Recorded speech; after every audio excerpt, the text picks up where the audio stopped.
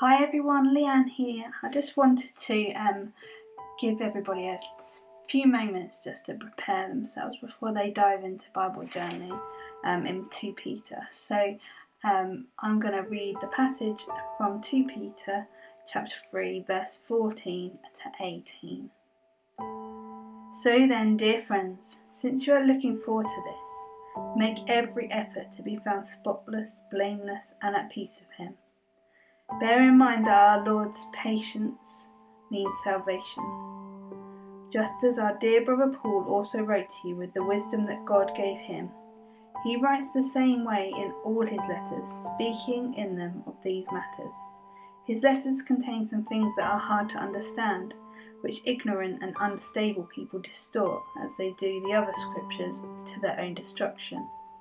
Therefore, dear friends, since you already know this, be on your guard, so that you may not be carried away by the error of lawless men and fall away from your secure position, but grow in the grace and knowledge of our Lord and Saviour Jesus Christ. To him be the glory both now and forever. Amen. You might want to read that over a couple of times yourself, and then once you have a think about these questions. Can you picture the reactions of the people who heard this letter for the first time?